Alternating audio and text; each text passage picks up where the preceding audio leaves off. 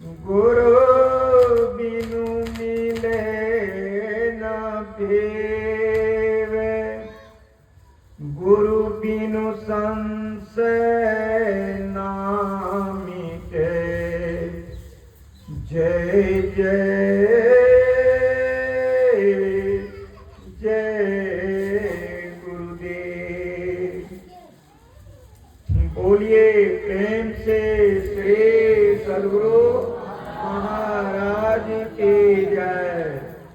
श्री सद्गुरु महाराज की जय। आज तो बंदरों खाए हैं ना सब आदमी, तो ताकत लगा करके एक बार कहिए श्री सद्गुरु महाराज की जय। अव्यक्त रूप में परमाराध्य श्री सद्गुरु भगवान के युगल चरणों में कोटि असंख्य प्रणाम। व्यक्त रूप में तीर्थों को पवित्र करने वाले मंच पर विराजमान मुद मंगलमय साधु समाज, इस सत्संग पंडाल में आए हुए सत्संगी बंधुओं तथा माता एवं बहनों,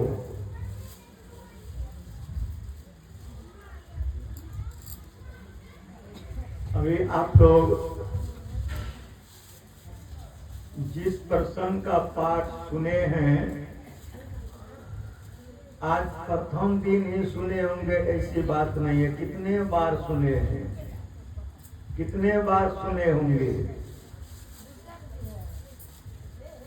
लेकिन अभी आप लोगों को पाठ कर करके सुनाया गया। भगवान राम सबरी के आश्रम पर पहुंचे हुए हैं। भगवान राम जंगल में हैं, वनवास में हैं। उसी क्रम में सबरी का आश्रम पर पहुंचे हुए हैं। तो सबसे पहले आप लोग यह बात को समझ लें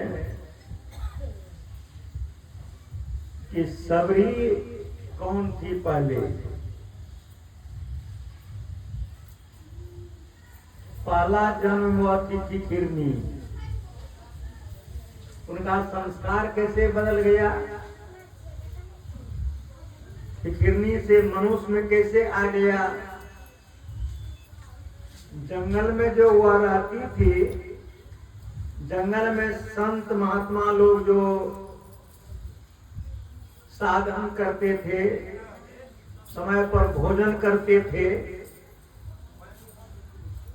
उसी के सानिध्य में वह जा करके रहा करती थी। वह खिरनी समय समय पर जो वे लोग भोजन करते थे उनका जुठन खाती थी। उसी से उनका संस्कार बदल गया। आप लोग जानते हैं कि गुरु महाराज जो भोजन करते थे, थाली में जो कुछ बच जाता था तो दाना दाना के लिए लोग मुहताज हो जाते थे, लेने के लिए, खाने के लिए। संत का जुठन इतना आसान नहीं है कि सबको मिल जाएगा। और संत का जूठा खाने से बहुत संस्कार बदल जाता है, बहुत बड़ा संस्कार हो जाता है।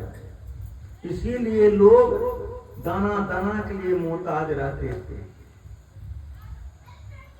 तो वही जो संत महात्मा का जूठन खाई हुआ संस्कार बदल गया। खिरने वाला शरीर जब छूटा तो इतना बड़ा संस्कार हुआ, इतना बड़ा संस्कार कि उनका जन्म हो गया राजा के यहाँ, राजकुमारी बनी। राजकुमारी जब सियानी हुई तो उनकी शादी हुई किसी राजकुमार से, वहां जाकर के वह राजरानी बनी दूसरा जन्म में। लेकिन सब सुविधा तो उनको थे ही, लेकिन सत्संग में जाने के लिए कोई सुविधा नहीं। सत्संग में जाने के लिए सब कोई जानते हैं कि बड़ा आदमी जो होते हैं, बड़े आदमी सब बड़े घराने का, वो लोग अपने महिला को अंदर में हर हमेशा रखने के लिए चाहते हैं, बाहर कहीं नहीं जाए। तो वह जो है पुरानी क्या करती थी, कहीं जब गांव भर में सत्संग होने लगता था तो वह एकदम भेष को बदल लेती थी, रानी वाला पोशाक को रख देती थी और नौरी वाला पोशाक पहन लेती थी, कपड़ा। अब वह चुपके से चली जाती थी सत्संग में, कोई पहचान नहीं सकते थे कि ये कौन है नहीं है। अगर रानी का वेश में जाते तो वहां सब कोई कहते रानी आई है, रानी आई है, हल्ला हो जाता। लेकिन वह जो है चुपचाप जाकर के सुन लेती थी और फिर आ जाती थी। कई एक बार इस तरह से वह की, लेकिन एक रोजे राजा पूछते हैं कि तुम कहाँ जाती हो। उसमें भी रानी का पोशाक नहीं पहन करके नौरी वाला पोशाक पहन करके जाती हो। एक रोज पकड़ा गई वह, तब वह कहती है पतिदेव आप लोग तो कहीं जाने के लिए देते नहीं हैं, लेकिन सत्संग सुनने के लिए मैं ललायित रहा करती हूँ, इसलिए किसी तरह से मैं सुन आती हूँ चोरियों लुका करके। तो विचार करें कि सत्संग सुनने में उनको कितने वह तल्लीन थी सत्संग सुनने के लिए। तो राजा कहते हैं कि अच्छा ठीक है, तुमको जब इतना प्रेम है सत्संग से तो अपने यहाँ सत्संग करा देती हूँ, बाबा को बुला करके। एक बाबा से प्रोग्राम ले करके सत्संग वह कराए। बाबा प्रवचन किए 2-3 रोज तक। जब बाबा जाने लगे, वहां से विदा होने लगा, तब वह रानी जाती है, बाबा के पास जाकर हाथ जोड़ करके खड़ी हो जाती है।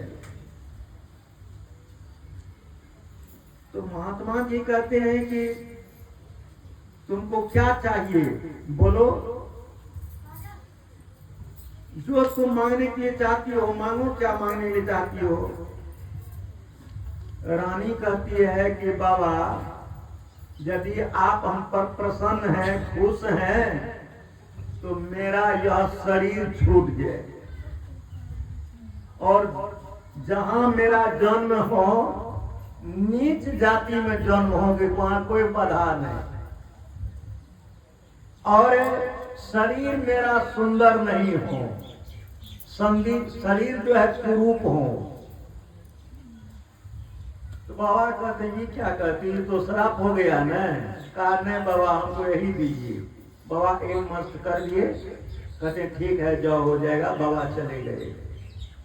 रानी का शरीर छूट जाता है। कुछ दिन के बाद उनका जन्म हो जाता है भील के यहाँ।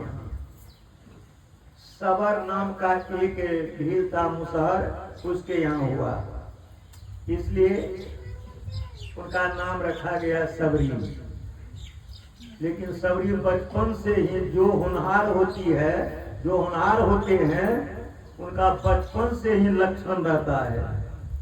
आप लोग जानते हैं कि नहीं, बाबा गुरु महाराज जो है बचपन से ही सत्संग के लिए, साधु महात्मा के संग के लिए ललायित रहते थे, पढ़ने के लिए जाते थे। कहीं सुनते थे कि फलाने जगह फलाना बाबा आए हैं, तो गुरु महाराज वहां चले जाते थे। जब जो उस समय 3रा क्लास में पढ़ते थे गुरु महाराज, उसी समय से। तो उसी तरह से वह बचपन से ही साधु महात्मा का संग क्या करती थी। सब कोई देखे कि ये सबरी जो है, इनकी बेटी दिनों दिन बिगड़ती जा रही है।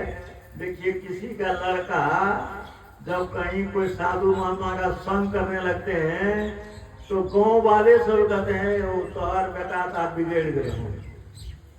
यानी इंजीनियर, कलेक्टर, पुलिस, दरोगा, मास्टर सब बनाने के लिए चाहते अपना लड़का को, लेकिन कोई नहीं चाहते को आदमी हमारा बेटा बाबाजी वो बन जाए।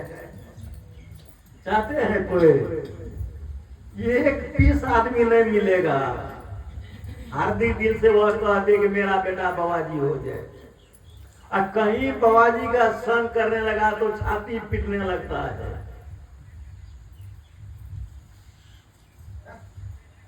ये जो है अभी जो पवन आया है, ये जो लड़का वीरपुर में जब मेरे साथ में रहता था तो इनकी माता कभी कभी आती थी वहाँ। इनकी माँ अच्छा थी, पीटने लगती थी, बाबा इनको जो है ना पढ़ा लिखा कर कोई नौकरी दिलाना है। हम कह के बाबा जी बन जाएगा तो क्या होगा? तो नहीं बाबा, इस तरह से करने लगी, रोने धोने लगी। तो वहां से हटा करके इनको भिजवा दिया फार्मिस। अब फार्मिस से देखिए पता लगाते लगाते अभी आ गए यहाँ पर। तो जो संस्कारी होते हैं, जिनका संस्कार उस तरह से होता है, उनको कौन रोक सकता है? तो सबरी की शादी जबरदस्ती करा दिया गया। शादी हो जाएगा ना तो ससुराल चली जाएगी, वहां पर जो है बंधन में पड़ जाएगी, तब ये जो है इधर उधर नहीं करेगी। शादी करवा दिया गया। अब सबरी को जब ले जाने लगे उनका पति, तो सबरी का मन में होने लगा ये क्या हो गया? हम तो बाबा से मांगे थे कि मेरा शरीर कुरूप हो, हमसे कोई शादी विवाह नहीं करे, और शादी जो ले जाएगा तो वहाँ तो हम बंधन में पड़ जाएंगे। ये संसार बसेगा हमसे। पहला बंधन दे के जानो, दूसर क्रिया जान, तेसर बंधन पुत्र विचारो, चौथा नाती मान। नाती के जब नाती हुए वो बंधन का क्या ठेकान? हाथ हवेली धन संपत्ति, इस बंधन का क्या करूं बखान। चौनर सतनर बचनर रसरी, बांध लिया बहुविधि तान। कैसे हुए छुटन तुम्हारा, तू तो गाढ़े बंधन गड़े निदान। इससे कहते हैं सब बंधन में जब पड़ जाऊंगी तब तो फिर हमको भक्ति करना मुश्किल हो जाएगा। तो वह क्या करती है? पहले तो घूंघट का जमाना था ना, तो सबरी जब गए कुछ दूर, जंगल होकर के रास्ता था, तो सबरी एक बार अपना घूंघट उठा करके अपना पति को दिखा देती है। अब उनका मुंह कैसा था? एकदम काला, आंख बहुत बड़ा बड़ा, नाक बहुत बड़ा, दांत निकला हुआ, यानी चुड़ैल के तरह लगती थी वो, डाकनी के तरह। लोग उनका चेहरा देख करके डर जाते थे। उनका पति जब देखते न, अरे ये कौन डाकनी है, इनको ले जाऊंगा तो घर द्वार छोड़ करके लोग गाँव घर छोड़ करके भाग जाएंगे, ये कौन भूतनी को ले आया है। अब उनका पति जो है किसी तरह से वहां उनका संग छोड़ने के लिए लंबा देख किया, तो सबरी समझ गई, लगता है मेरा काम अब बन गया। और सबरी जो है छोड़ धीमी चाल में चलने लगी, दोनों को दूरी हो गई, वो भाग गया और सबरी उसी जंगल में रह गई। सबरी जब उसी जंगल में रह गई तो उस जंगल में मतंग ऋषि का आश्रम था। तो वहां अब कैसे जाएंगे? रात में छिप करके, दिन भर तो कहीं रहती थी, छिप करके कंदमूल फल खा लेती थी। रात में सब जब सो जाते थे आश्रम में, तब जो जाते थे झाड़ू बहारू, बीत बर्तन की सफाई, सब काम धाम कर देती थे, फिर छिप जाती थी। तो बाबा लोग जो थे आश्रम पर, जो जिनका काम बटा हुआ था, तो वे लोग करने लगे जाकर के मतंग ऋषि से कि बाबा यहाँ कौन न कौन आकर के सब काम कर देता, हम लोगों का काम छीन लिया है। बाबा कहते हैं कि रात में जब करके पारा करो, देखो कौन आता है। तो रात में जब पारा किया गया तो वही सबरी पकड़ा गया, सबरी को पकड़ करके ले गया। मतंग ऋषि के पास, मतंग ऋषि जब इनको देखे, आप लोग जानते हैं गुरु महाराज को पहला दिन, गुरु महाराज के पास में संशय हुआ जो गए थे, पहला दिन था भेंट का, जो पहला दिन मुलाकात हो गई थी गुरु महाराज से संशय हुआ को कनखुदिया में, आप लोग जानते होंगे। कनखुदिया में कुछ सत्संगी लोग, वहां पर मास ध्यान चल रहा था, तो सैदाबाद से कुछ सत्संगी लोग गए थे वहां, उन्हीं लोगों के साथ में, क्योंकि वहां पर संशय बाबा सैदाबाद में बच्चे लोगों को पढ़ाते थे, तो उन लोगों के साथ में वो भी गए थे। तो वहां पर सत्संग तो सुने, लेकिन शाम में जब गुरु महाराज निकले टहलने के लिए, तो उनके साथ में बहुत सत्संगी लोग निकले। तो एक आदमी गुरु महाराज से कहते हैं कि हुजूर, ध्वन्यात्मक शब्द जो है वो शब्द लिखा जा सकता है कि नहीं? तो गुरु महाराज तब तो वो बोले नहीं, लेकिन संशय हुआ उस समय पजामा और शर्ट पहनते थे, हवाई शर्ट। पहले हम लोग भी हवाई शर्ट पहनते थे, डोरी वाला पजामा। तो वही पजामा और हवाई शर्ट गुरु संशय जी महाराज पहने हुए थे, युवक थे, और उस समय में बहुत युवक थे, वह मोच का भी कम नहीं आया था। तो वह देख करके उनको कह देते हैं कि नहीं, ध्वन्यात्मक शब्द लिखा नहीं जा सकता है। उदाहरण दे दिए कि जिस तरह से मशीन चलता है पंपिंग से, उससे ध्वनि होती है, उनको कोई कहे कि हम लिख लेंगे, कोई बड़ा विद्वान आदमी, क्या लिखा जा सकता है? कहा कि नहीं, वो तो नहीं लिखा जाएगा। उसी समय गुरु महाराज इनके तरफ झांक करके देखे और आंख लिए कि यह होनहार लड़का है। तब जब गए डेरा पर, तो इनको बुला करके पूछे गुरु महाराज, और उस दिन से उनको जब तक वहां पर सत्संग ध्यान चला, संशय